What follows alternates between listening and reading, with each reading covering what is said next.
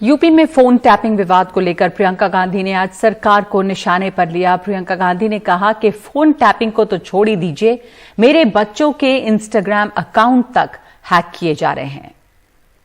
Phone tapping छोड़िए, मेरे बच्चों के इंस्टाग्राम के अकाउंट भी हैक कर रहे हैं। तो सरकार के पास और कुछ काम नहीं है क्या?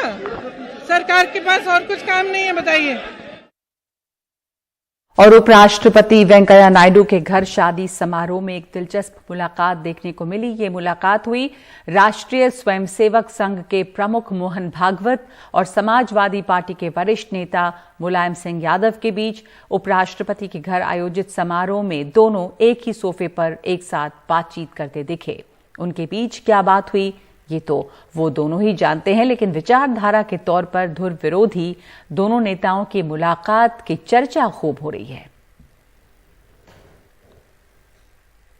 उत्तर प्रदेश कांग्रेस ने इस मुलाकात पर ट्वीट कर तीखी प्रतिक्रिया दी है। उन्होंने लिखा है कि नई सपा में स का मतलब संघवाद है। मोहन भागवत के साथ मुलायम सिंह यादव की मुलाकात को लेकर यूपी बीजेपी ने भी ट्वीट किया है। तस्वीर बहुत कुछ बोलती है।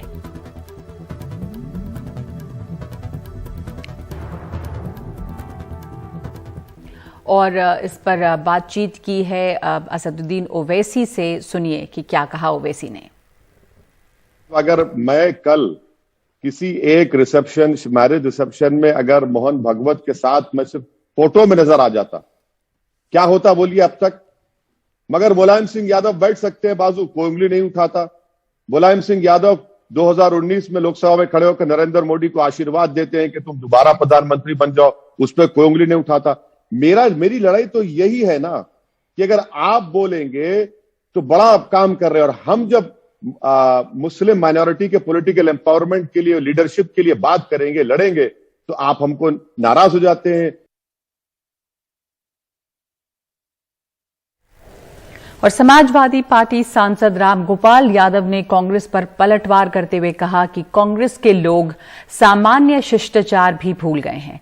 सामाजिक कार्यक्रमों में धुर विरोधी भी साथ बैठते हैं। कांग्रेस को कुछ भारतीय संस्कृति के बारे में जानकारी नहीं, ऐसा लगता है। पुराने लोग तो जानते थे, नए लोग बिल्कुल अपरिचित हो गए हैं, दूसरे वेशभूषा में चले गए हैं, इसलिए उन्हें मालूम नहीं है। सामाजिक कार्यक्रमों में हमारे यहाँ गांव से लेकर शहर तक किसी भी विचार के, किसी भी पार्टी के विरोधी, धुर विरोधी भी हमेशा अगर गए हैं तो साथ ही बैठे, अलग अलग बैठेंगे। लेकिन जिनको ये जानकारी नहीं है वो अगर कमेंट करते हैं तो मैं उनकी अज्ञानता पर तरस ही आता है। और तो मैं क्या कहूँ, ये तस्वीर बोलती है तो बीजेपी उत्तर प्रदेश में हार का मजा चखने के लिए तैयार रहे। कांग्रेस तो कहीं है ही नहीं लड़ाई में। कांग्रेस से क्या लड़ाई? Congress is nowhere in the race. Lakhimpur हिंसा मामले के मुख्य आरोपी आशीष मिश्र के पिता और केंद्रीय गृह राज्य मंत्री अजय मिश्र टेनी के इस्तीफे की मांग को लेकर विपक्ष सड़क से संसद तक प्रदर्शन कर रहा है। वहीं सरकार टेनी के बचाव में खड़ी है। विपक्ष का कहना है कि भले संसद का सत्र खत्म हो जाए, लेकिन लखीमपुर का मुद्दा जिंदा रहेगा। इस मिशन के अंतर्गत जो किसान जिनके पास जोत है उनके संसद के अंदर अभी तक 5 करोड़ किसानों का खाता डिजिटलाइज किया गया है। हमारी कोशिश है कि या संसद के बाहर गांधी प्रतिमा के सामने विपक्ष की मांग है। लखीमपुर खीरी मामले में अपने आरोपी बेटे को बचाने का इल्जाम झेल रहे गृह राज्य मंत्री अजय मिश्र टेनी या तो इस्तीफा दें या फिर प्रधानमंत्री उन्हें बर्खास्त करें। गांधी प्रतिमा से विजय चौक तक सांसदों ने पैदल मार्च किया। राहुल गांधी ने टेनी को लेकर पीएम मोदी पर निशाना साधा। प्रधानमंत्री कहते हैं कि मैं किसानों से माफी मांगता हूं। एक तरफ कहते हैं माफी मांगता हूं, दूसरी तरफ अपने कैबिनेट में किसान के हथियारे को रखते हैं और उसको हटाते नहीं। तो इसलिए पूरी की पूरी ऑपोजिशन एक साथ आई है। हम ये मैसेज देना चाहते हैं कि जो किसानों के खिलाफ, हिंदुस्तान की आम जनता के खिलाफ किया जा रहा है, उसको हम एक्सेप्ट नहीं करेंगे। लोकसभा और राज्यसभा में भी टेनी के इस्तीफे को लेकर हंगामा हुआ।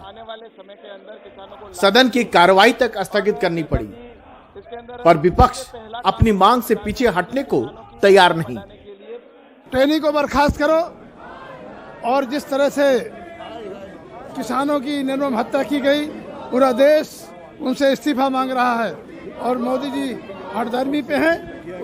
टेनी को इस्तीफा देना होगा। उनका खास चहेता जब उनके इशारे पे किसानों को जिसने लतड़ा है, जिनके बच्चों को उन्होंने पत्रकार हो चाहे उनके एक ऑर्डर पे उसने उनका काम किया है, तो इतनी जल्दी उसे कैसे निकालेंगे जरूर।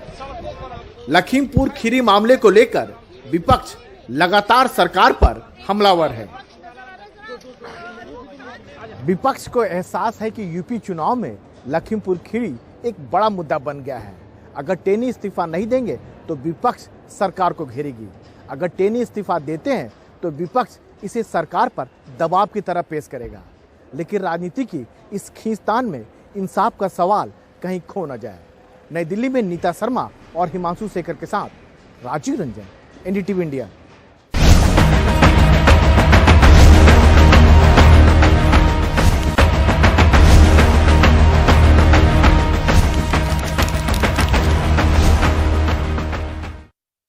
महाराष्ट्र में एक गांव है जहां पे बिना टीका एंट्री नहीं मिल रही, नहीं तो 200 रुपए का जुर्माना भी लगाया जा रहा है।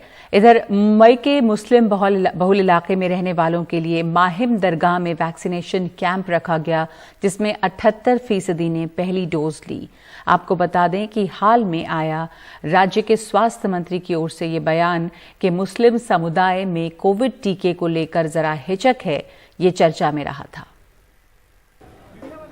कोविड के टीके के लिए ऐसी भीड़ और लंबी कतार शायद आपको टीकाकरण केंद्रों पर दूसरी लहर के दौरान ही दिखी होगी, लेकिन ये ताजा तस्वीर मुंबई के माहिम दरगाह में टीकाकरण अभियान की है। वो भी तब जब मुंबई में 18 साल से ऊपर की 100% आबादी के टीकाकरण का दावा हो चुका है। मुस्लिम समुदाय में कोविड वैक्सीन को लेकर हिचक वाले हालिया कुछ बयानों के बीच मुस्लिम नेता शहर के अलग अलग मुस्लिम बहुल इलाकों में पहुंचकर लोगों को टीके के लिए मना रहे हैं। और माहिम मेले के दौरान दरगाह जैसी पवित्र जगह पर जब टीकाकरण कैंप लगाया गया तो एक ही दिन में करीब 1200 लोग पहुंच गए, जिनमें से 78% ने कोविड टीके की पहली डोज ली है। बहुत अच्छा मेरे को लगा, आदमी जमे हुए, अपना मखदूम बाबा का है करके मैं ले लिया, तो माशाल्लाह इंजेक्शन लिया, कुछ भी नहीं हुआ, एकदम माशाल्लाह ठीक है, दर्द नहीं, कुछ नहीं। जैसा प्राइवेट में आते हैं कुछ नहीं दर्द, कोई बोलते 5 दिन तक दर्द रहेगा, यहीं पर डराए आदमी लोग, 3 दिन तक खुल जाएगा, ये होगा, डरान दे आपने, ये तकलीफ है और कुछ नहीं।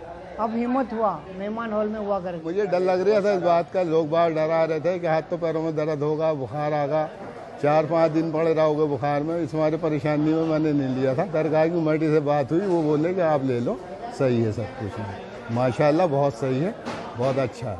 ये माहिम दरगाह का एक रिलीजियस प्लेटफॉर्म है और एक फेथ का प्लेटफॉर्म है, तो जिधर तुम्हारा रीजनिंग भी है, साइंस भी है और फेथ भी है, तो वो जगह पे हमने सोचे कि एक वैक्सीन कैंप करें और अल्हम्दुलिल्लाह हमारे को बहुत बड़ा रिस्पांस मिला एंड वेरी गुड रिस्पांस। लगभग 1200 लोगों ने एक दिन में वैक्सीन किया इधर, और ताजुब की बात यह है कि 78% प्लस जो थे वो फर्स्ट वैक्सीन थे। सो झिझक तो थी लोगों में, तो बेसिकली लैक ऑफ नॉलेज था, लैक ऑफ रीडिंग थी उनकी।